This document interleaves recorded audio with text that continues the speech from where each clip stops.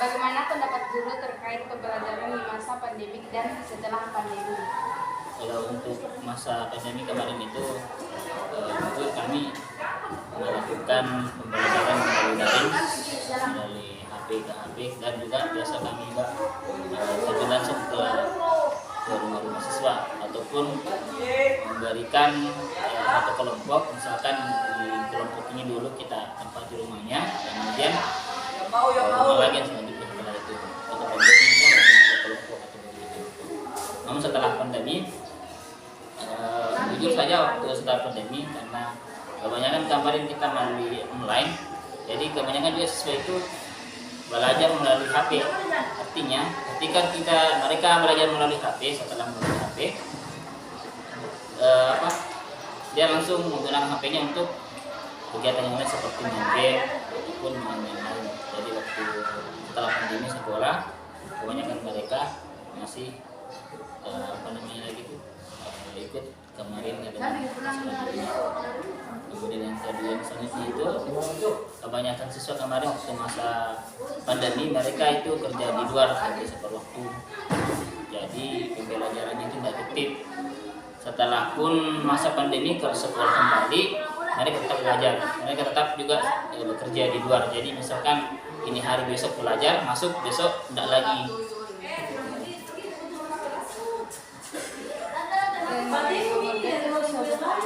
Jenis media pembelajaran yang digunakan.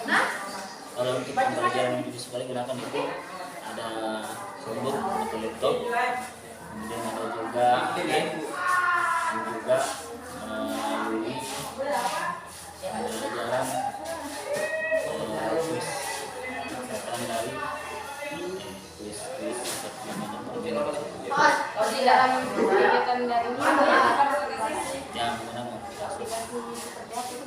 Kalau untuk semua pandemi itu aplikasi Google yang Meet, Google Classroom juga bisa, dan juga Zoom meeting. Tapi kesannya menggunakan Google. Jelaskan kurikulum yang diterapkan dan bagaimana penerapan terhadap kurikulum tersebut, kelebihan dan kendala yang dihadapi. Kalau kurikulum sekarang kami kerjakan itu kurikulum 2013, dimana kelebihannya itu bagaimana ya, dibanding dengan kurikulum yang kemarin KTSP itu sekarang itu lebih rinci, kemudian dia punya persub sendiri. Kemudian kalau untuk masalah kekurangannya, karena kekurangannya itu saking sedikitnya, banyak yang indikator-indikator yang tidak tersampaikan kepada siswa. Bentuk kebijakan dari pemerintah atau kabupaten pusat mengenai kebijakan penanganan dan strategi peningkatan guru, apakah perlu dilibatkan dalam workshop peningkatan kompetensi untuk menyongsong pembelajaran berbasis FPKM?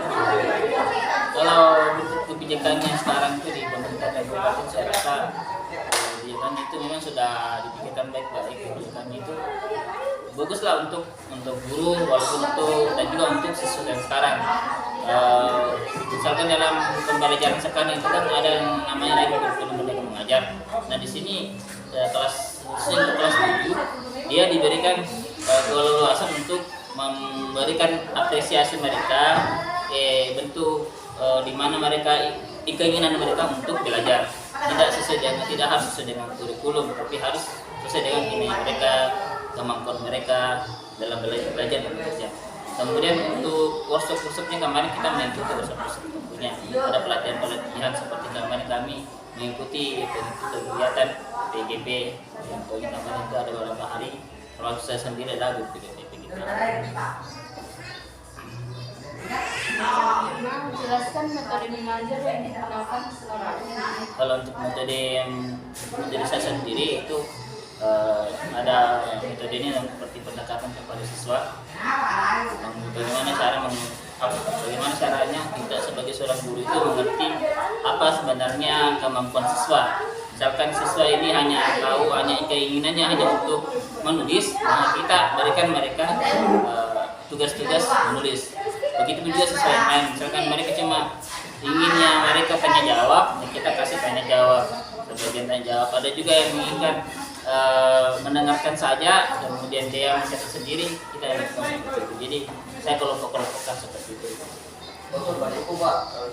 Keenam, sebutkan kendala yang dialami selama menggunakan metode mengajar tersebut. Kalau kendalanya sih jujur karena banyak mahasiswa, jadi kita memang susah membedakan, susah menyamakan metodenya dalam hari-hari. Misalkan kita ada siswa yang ini yang maunya memang seperti ini, ada siswa yang mau seperti ini, jadi waktunya itu sangat-sangat singkat di itu.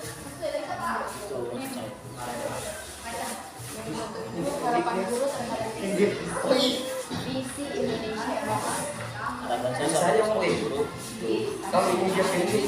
bagaimana Indonesia bisa memberikan pembelajaran kepada siswa, bagaimana siswa ini bagaimana biar siswa dalam belajar itu berkembang, berpikir dan berinovasi dalam kehidupan sehari-hari. Nomor 8, saran guru untuk MBK. Nah, ini kalau saran saya sih sebenarnya untuk aplikasi sekarang kan kurikulum ini masih kurikulum baru, jadi saran saya mungkin lebih diefisienkan lagi, kemudian lebih dimantapkan lagi dulu, karena selama ini masih banyak perubahan-perubahan yang terjadi. Misalkan kemarin ada perubahan lagi terjadi di kami bahwa harus dievaluasi lagi, termasuk pembuatan dalam RPP walaupun modul aja. Bagaimana cara atau upaya yang dilakukan guru dalam mendidik siswa agar berprestasi? Tentunya saya memberikan motivasi kepada siswanya agar mereka dapat berprestasi, agar mereka dapat memberikan yang terbaik buat sekolah, terutama buat orang tua mereka sendiri, karena bagaimanapun mereka ini belajar ke sini dengan adanya izin dari orang tua mereka masing-masing. Jadi saya mengingatkan kepada mereka bahwa anak-anakku sekalian, kalian ini datang ke sini karena adanya dorongan dari orang tua kalian. Jadi kalian harus memberikan yang terbaik juga kepada orang tua kalian.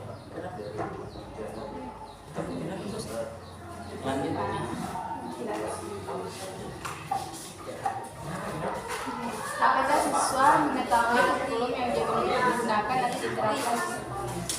Saya mengetahui yaitu Dua, apakah siswa termotivasi belajar dengan metode mengajar yang digunakan oleh guru? karena menggunakan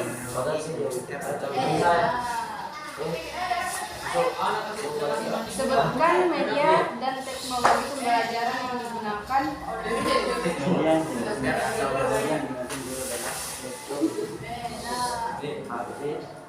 Bagaimanakah syarat atau strategi agar siswa dapat mempertahankan prestasi belajarnya?